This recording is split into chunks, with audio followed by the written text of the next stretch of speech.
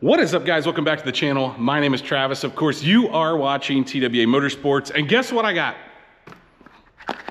Shift linkage or shift arm or whatever you want to call it for the Trans Am. Guys, I've been waiting on this forever. Had a guy reach out to me. I told you guys I put a post up on Facebook, on a Facebook group that has a bunch of F-body people on there, and a guy reached out and said, I think I have one of those. And so he shipped it to me. I paid him and he shipped it to me. And guys, I don't know if you're dealing with the mail lately, but it sucks. USPS, FedEx, the only one I can get to be consistent in my area is UPS. So maybe UPS can sponsor a video coming up. But anyway, let's get these out of the box and see exactly what I'm dealing with. I'd like to lay it up beside the other ones to show you guys what kind of the problem was. I am gonna have to modify this, which sucks. If I'd have known what I know now, I wouldn't have broken so my new cable came with everything I needed. I'll show you and talk about it here once I get these open. They actually sent me two, even better.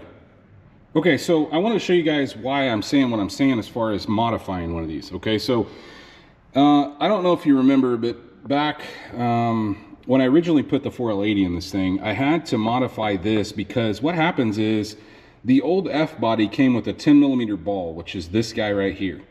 And the stock shift linkage, okay, that I just replaced, mine was broken, it clipped on this. So it had a little keeper in there that snapped on this ball. Well, the problem is because in my stupidity, thinking I just broke the linkage and I could hook it back onto this old one, this is the one off the truck that I flattened out at this point, as you can see. I was thinking I could flatten it out and make it work, but because I thought this was going to work, I went ahead and took this piece out, and if you remember, I bought a retainer. It's like a clip that puts this all together, okay? And yeah, that did not work out for me. So because of that, I've ruined the new shift. I mean, I haven't ruined it. I can modify this one. That's what I'm going to do. I'm going to keep this one. She sent me the nut too. I had that. But I need to drill a hole in this one that's this same size. And so it's kind of a pain because it's pressed in there, but I think we can do it. I'm gonna go get a drill. We're gonna see if we can drill this out to the same size opening as this. And then we should be able to bolt this on and continue on with this project. But this one's off a Ford. This one's off a truck. You can see what I'm talking about as far as the angle. I know it looks close, but it is not. As a matter of fact, let's lift this thing up and make sure this is gonna work. I mean, it has to. Fortunately, the only light I have, well, actually, you know what? I put a light on top of my camera. There we go. Forgot about that. Let's see if this goes where it needs to. I think it will because it's meant for this car. Oh, baby. Look at that. Ooh. That may not work either, guys. Look at that. You see how far off that is? I might be able to make that work. I may have to push this thing a little closer together. It has the ability to lengthen and it has the ability to shorten it a little bit, but is it that much? This guy right here, there's this metal clip that holds it in this collar, but there's a plastic clip that we can kind of shorten it up a little bit. And I think I'd be better off shortening it up. I went ahead and knocked the center pin out. You can see it right here. I ground down the other end and actually just a pair of vice grips on both sides, but I didn't have to do what I thought I was going to do, which is move the cable. I don't know if you guys noticed, but it wasn't actually all the way in park, so that was my problem. So now I just have to push it through with this repair sleeve that I got and get the C-clip in, which I may have to shave it down a little bit more. I don't know. You really got to push on this. I use a pair of needle nose to push it together while I get the clip in. Hopefully that'll work again. Well, I've screwed up, guys. This whole repair bushing thing sucks. So what I'm going to do, I hate doing this. I'm going to order another shift cable. Oh, it makes me crazy. I hate that it's broken, but it's the only correct way to fix this. And then it'll plug on like the factory. It's not working out for me down here. This C-clip that goes in this thing sucks. It shoots off. I've actually lost it for the third time. So I think I'm just going to order another cable with now that I have the correct ball and socket, because you can't order just the sleeve that goes in here with the socket in it. So I'm going to order another one. It's just going to push this project back a little further. Finally got this thing. We got our second cable because Travis screwed up, but anyway.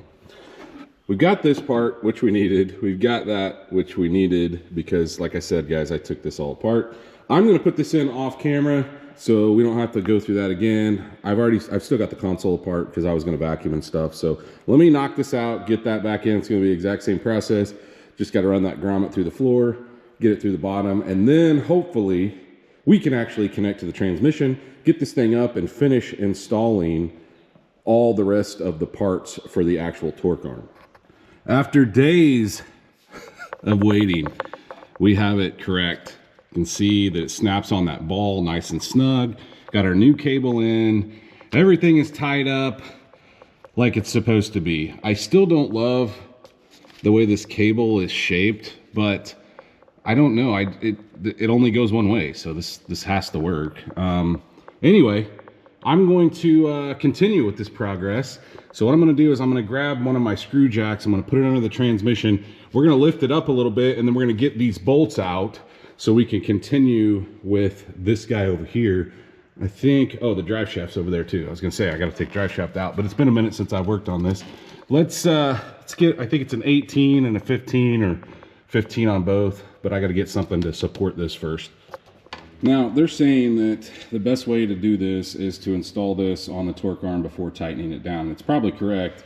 So what I'm going to do is I've got the bushing and then the aluminum plate that goes in here, and it says it keeps the bushing from collapsing.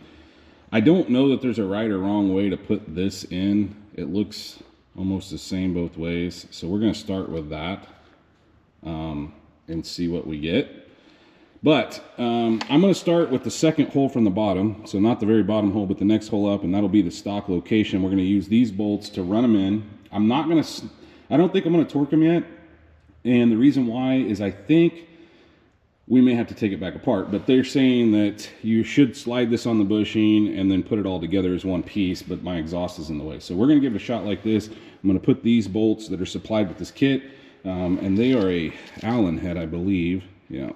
So we'll put them through here, get this on, and see if we can thread it onto the torque arm and then this up into place. That's what I'm hoping can happen.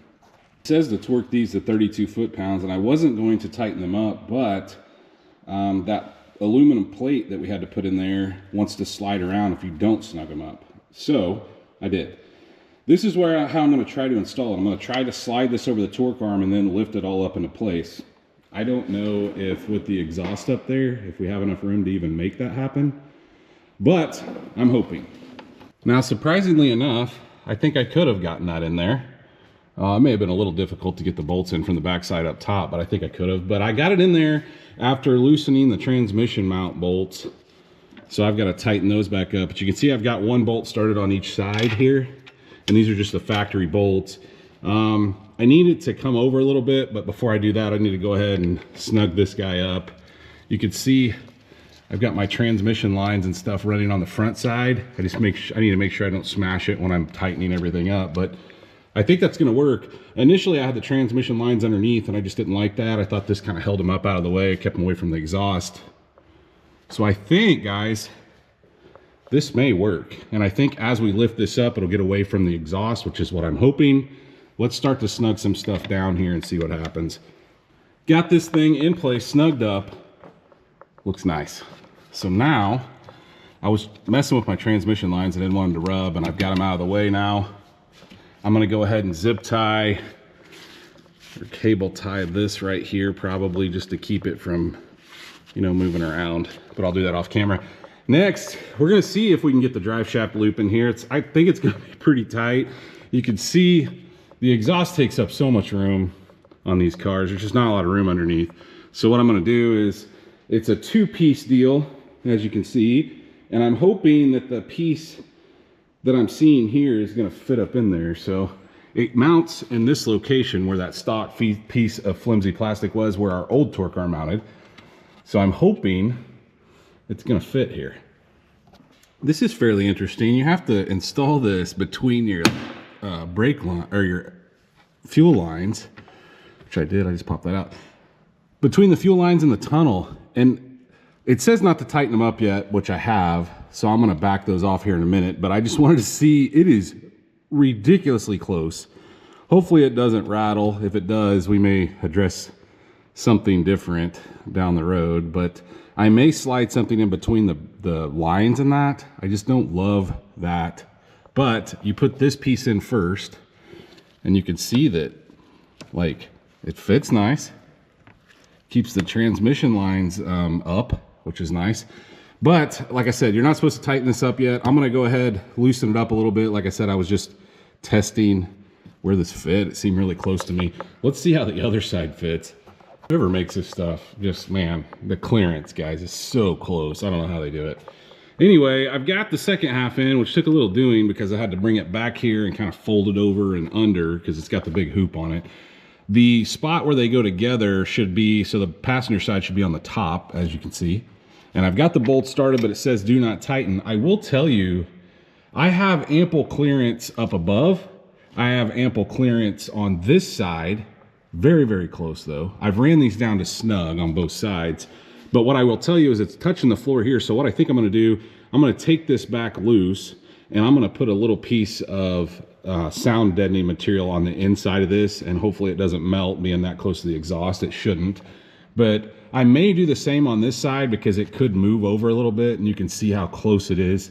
I think that would just make things quieter. I may also put a piece on this and then poke a couple holes in it, maybe help with the sound deadening, and hopefully that doesn't move things too far out of whack. I've got ample room up top though, so I think it'll be fine. I'm gonna take this back apart. We're gonna put some kill mat on this. Put a little 80 mil kill mat on there, rolled it out. I think that'll help with the noise, or at least I hope. Now that we've got that on there, you can see I put some here and there, and then another piece where it's touching, some here. It says to go ahead and put the drive shaft back in because you're wanting to possibly have movement. I don't know how that's possible, but it says that you could have some movement.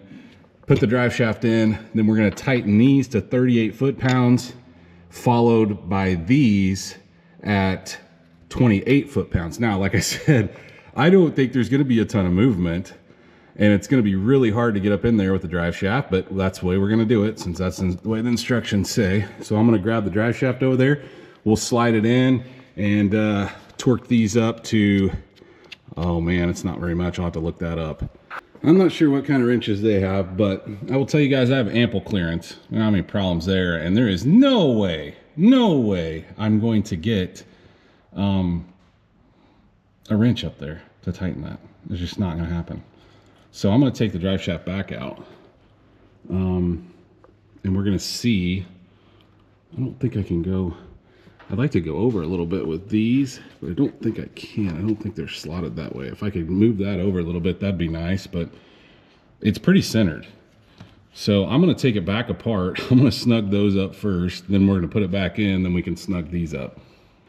All right, now we got it all tightened up. 28 foot-pounds on these. They said 38 on those. There's just no way to get a torque wrench up there. Still looks good, lined up. I've got the drive shaft back in. 16 foot-pounds with a little blue Loctite on these guys. And we are set. I do need to tighten these up, as you can see. I need to look into those torque specs. But other than that, I think we are finished under here. I may adjust the exhaust a little bit, which I won't show you guys. And then I need to get up there and get my console back in. I need to do a little vacuuming off camera, get that thing snugged up. But I think, I mean, this thing's way out of the way of the exhaust. It's not gonna hit the torque arm, which is good. I don't see any problems under here as of right now. The back tires are rubbing because they're the wrong offset, which, guys, remember, I'm not gonna use these wheels. Yeah, they're touching on the, I guess they're actually touching on that, on the bump stop, but like I said, I'm not gonna be using these eventually. But I don't know what I'll do next. We'll just cut in and show you guys once I'm finished and kind of go from there. I think the next thing I'm gonna attempt to put on is the plastic that goes, I call it the wiper cowl is what I would call it, but I'm gonna grab some cleaner and just clean this area. I've cleaned it once, but there's a bunch of cobwebs and stuff from obviously its setting for as long as it has. But I think we'll do that, see if we can get the wiper motor plugged back in. Shouldn't be too hard. I see the plug up there on top. Just try to clean that up, and then I've got the original piece. It wasn't broken or anything, it's just been off forever. See if we can clean that up a little bit and get it on next. Let's take a look at what I've decided to do next. Look guys, I have to align this thing, and so what I did was I brought some turnbuckles from the alignment rack at work, some old ones that we had from an old rack, which I need here anyway. So here's what I'll tell you I noticed. Obviously I left these loose. When I set this thing down, put a bunch of weight on it, it pushes the weight all the way against them and they max out. So what I've done is I've lifted it up on the lift a little bit so I can kind of make some adjustments. But what I will tell you is I had the tie rod, the outer tie rod, looked like it was about to come out. It was so far out. And it makes sense now that I've moved these around, because once I moved this, it pushed the front of the wheel out. So here's what I've decided I'm gonna do. Look, we're still gonna have to take this to the shop and get a professional alignment here, but until I can do that, I want to be able to drive it on and off a trailer, possibly get it dyno tuned, a lot of things before I like put the front back together and continue this progress. So what I've done here is I've moved these somewhat to the middle, both backward and forward. I've adjusted this a little bit, and we'll get a little more dialed in on that. But what I want to happen is when I lay it down, I don't want it to have a ton of negative camber. So you can see right now it's got some positive camber. That's perfect, because when I lay it down, it's going to kick a little negative. And lowered F bodies have some negative camber. I can live with that. But what I can't live with is being out of adjustment here. So here's what I'm going to do. I've got a measuring device I'm going to put in here on the inside. I'm going to put it on the inside there. I'm going to snug these up. I'm going to do the exact same thing on the other side. Now, is that aligned? No. But what it will give me the ability to do is when I get it on the alignment rack, these will be snug. I can loosen them up a little bit, and we can use these as prying points. Oh, my light just went out. Use those as the prying points to move this in and out when we got a little weight on it. So that's what I'm hoping anyway. We're going to snug some of this down. 7/8 is what this is. Let's see if we can tighten some of it. We now have it somewhat locked in. Close as I can get it here, guys. Those turnbuckles really help as far as setting the toe, but caster camber, that's got to be done with lasers, guys. You can see them sitting over here. I just had them setting on top of my DSE wheel stands, but now you can see it's kind of crooked, but I've got the doors open and it's like 50 degrees, nice and cool. I'm going to see if it will run through the gears. I didn't really get a good chance to test that because my shifter was not working correctly when I originally got the transmission and everything hooked up. So I need to run it through the gears, make sure that we don't have any leaks in the transmission lines and whatnot. And I really wanted to do that before I put the bumper on, but I think I'll be able to see, I can kind of see my lines up behind it. So I don't think we'll have any problems anyway. I think everything's snug now. I think the only leaks I had were the ones that I forgot to tighten down up front. But let's give it a shot. By the way, if you're doing this like me and have the front bumper off, make sure your lights aren't touching anything, because they will melt whatever they're touching. I'm going to let it try to warm up a little bit, and then we will try to put it in reverse and forward and see what happens.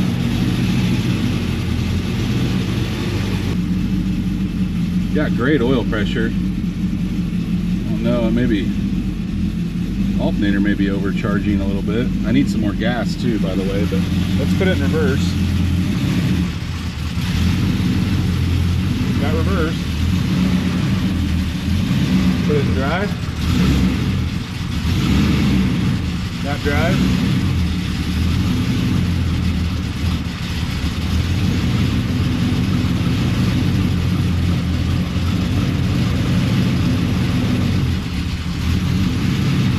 Brakes seem to work good. They feel nice and firm. So what I'm going to do is I'm going to go through each gear for 5 seconds and just let it set in gear. So far so good. I'm waiting for the transmission to warm up a little more. No leaks under the car. Everything's looking good. Almost up to temp. I want that thermostat to open. I don't know if we did that before. It really needs a tune, guys. I hate running it like this. Well, guys, for the first time in 5 years, this thing has moved under its own power. I literally just set it down. I was gonna try to pull it out of here in this video, but I don't want to negotiate. I gotta try to move some stuff around to even make this turn right here. But I did set it down. I pulled it forward a little bit. Cohen put some 2x4s under it because I had to have those in order to get the lift arms out from under it.